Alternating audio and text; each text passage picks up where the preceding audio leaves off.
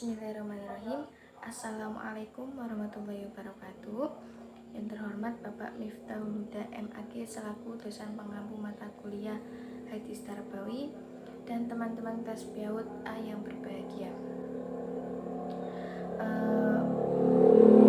Perkenalkan, nama saya Askari Aryani dengan NIM 2421220. Saya sebagai moderator dalam diskusi hari ini. Dan ada juga kelompok kami yang beranggotakan 1. Endang Suciati dengan NIM 2421021. Yang kedua Nisrin Humaida Anur dengan NIM 2421022. Yang terakhir dengan saya sendiri Askari Aryani dengan NIM 2421020. Baik, di sini kami akan menjelaskan tentang pendidikan akhlak perspektif hadis.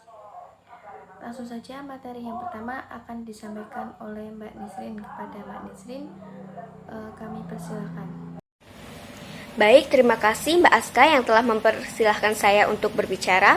Di sini saya akan menjelaskan yang pertama itu ada sanad dan matan hadis.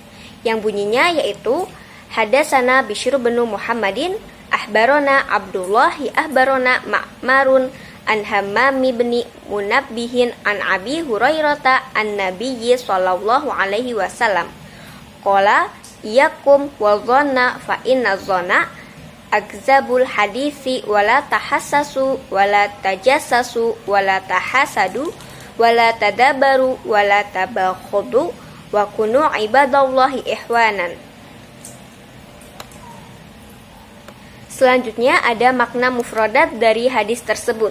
Yang pertama itu ada akzabul hadis yang artinya perkataan paling dusta.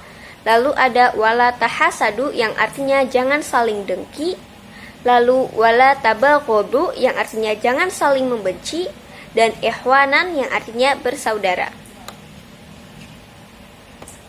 Selanjutnya ada terjemah dari hadis tersebut, yang artinya yaitu telah menceritakan kepada kami Bishr bin Muhammad telah mengabarkan kepada kami, Abdullah telah mengabarkan kepada kami, Ma'mar dari Hammam bin Munabbih dari Abu Hurairah.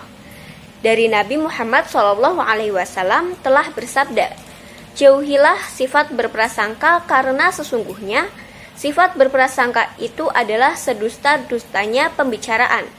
Dan janganlah kamu mencari kesalahan, dan janganlah kamu memata-matai. Dan janganlah kamu bertengki-tengkian, dan janganlah kamu membelakang-belakangi, dan janganlah kamu benci-bencian. Dan hendaklah kamu semua, wahai hamba-hamba Allah, bersaudara. Hadis riwayat Al-Bukhari. Selanjutnya ada kandungan hadis. Dalam hadis ini, prasangka diartikan sebagai perkataan yang paling dusta. Maksudnya, prasangka itu tidak sesuai dengan kenyataan, baik perkataan atau perbuatan. Selain itu, dalam hadis ini juga berisi beberapa larangan, yaitu yang pertama adalah janganlah saling mencari kesalahan, yang maksudnya tidak mencari-cari aib manusia atau orang lain. Lalu yang kedua ada janganlah saling memata-matai, yang maksudnya adalah tidak boleh mendengarkan pembicaraan orang lain. Yang ketiga, jangan saling dengki.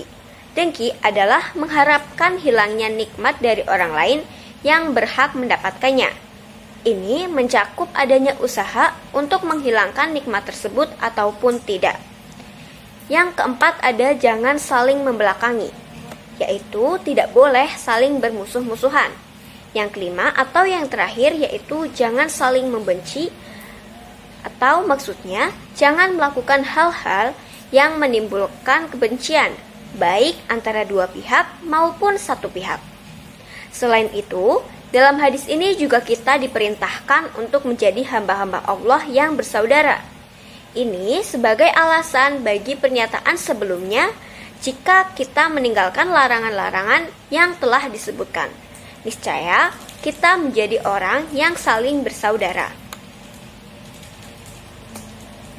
Lalu selanjutnya di sini saya akan menjelaskan analisis hadis dari hadis yang tadi telah dibacakan. Yang pertama itu ada pengertian akhlak. Secara etimologis, Akhlak berasal dari bahasa Arab yang merupakan jamak dari kata huluk yang berarti budi pekerti, perangai, tingkah laku, atau tabiat. Sedangkan menurut istilah ia mengandung dua makna, yaitu yang pertama, sifat yang tertanam dengan kokoh dalam setiap jiwa, baik yang terpuji maupun tercela, atau dengan ungkapan lain yaitu gambaran batin yang telah ditabiatkan kepada manusia. Lalu yang kedua ada sifat yang berwujud sikap berpegang teguh kepada hukum-hukum dan adab-adab syariat, baik berupa perintah yang harus dikerjakan atau larangan yang harus ditinggalkan. Baik, segitu saja yang dapat saya sampaikan. Saya kembalikan kepada Mbak Moderator. Baik, terima kasih Mbak Nisrin atas penjelasannya. Materi yang kedua akan disampaikan oleh Mbak Endang. Kepada Mbak Endang, kami persilakan. Baik, terima kasih Mbak Moderator. Selanjutnya saya akan menyampaikan tentang ruang lingkup akhlak secara rinci sebagai berikut. Yang pertama yaitu ada akhlak terhadap Allah Subhanahu wa taala. Orang Islam memiliki akidah yang benar dan kuat, berkewajiban untuk berakhlak baik kepada Allah Subhanahu wa taala. Yang kedua yaitu akhlak terhadap manusia. Akhlak terhadap manusia dimulai dari akhlak terhadap Rasulullah. Sebab Rasulullah yang paling berhak dicintai baru dirinya sendiri. Akhlak kepada dirinya sendiri, manusia yang telah diciptakan dalam sibah Allah Subhanahu wa taala dan dalam potensi fitrahnya berkewajiban menjaganya dengan cara memelihara kesucian lahir dan batin. Akhlak dalam lingkungan keluarga, akhlak terhadap keluarga dapat dilakukan misalnya dengan berbakti kepada kedua orang tua. Akhlak terhadap tetangga, membina hubungan baik dengan tetangga sangat penting, sebab tetangga adalah sahabat yang paling dekat. Selanjutnya ada akhlak terhadap orang-orang yang lebih umum dan kapasitas kita masing-masing. Yang ketiga yaitu ada akhlak terhadap lingkungan. Lingkungan yang dimaksud adalah segala sesuatu yang berada di sekitar manusia, yakni binatang, tumbuhan, dan benda mati yang lain. Selanjutnya ada materi pendidikan akhlak dapat ditinjau dari segi hubungan dan segi jenis. Yang pertama yaitu ditinjau dari segi hubungan.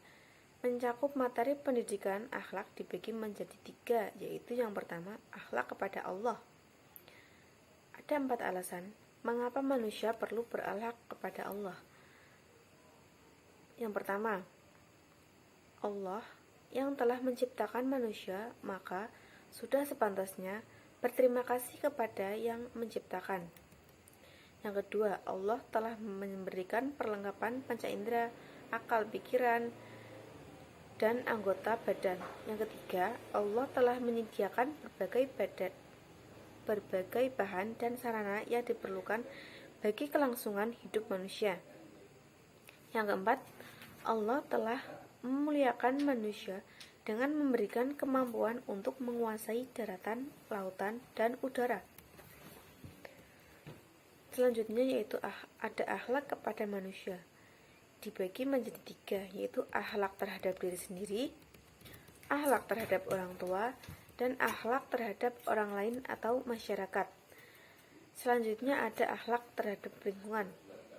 Dalam ajaran Islam, akhlak terhadap alam seisinya dikaitkan dengan tugas manusia sebagai khalifah di muka bumi. Manusia bertugas memakmurkan, menjaga, dan melestarikan bumi ini untuk mencapai dan memenuhi kebutuhannya. Selanjutnya ditinjau dari segi kecakupan materi pendidikan akhlak dibagi menjadi 2, yaitu akhlakul mahmudah dan akhlakul zahmumah. Akhlakul mahmudah yaitu akhlak dari segi tingkah laku yang terpuji yang dilahirkan oleh sifat-sifat yang baik seperti jujur, adil, pemaaf, dan lain sebagainya. Yang kedua yaitu ada akhlakul mazmumah. Akhlakul mazmumah ialah tingkah laku pada tutur kata yang tercermin dalam diri manusia, cenderung melekat dalam bentuk yang tidak menyenangkan, seperti egois, bohong, khianat, dengki, dan lain sebagainya. Tadi materi yang dapat saya sampaikan, kemudian saya kembalikan ke Mbak Moderator. Baik, itu saja yang dapat kelompok kami sampaikan. Kurang lebihnya kami mohon maaf. Wassalamualaikum warahmatullahi wabarakatuh.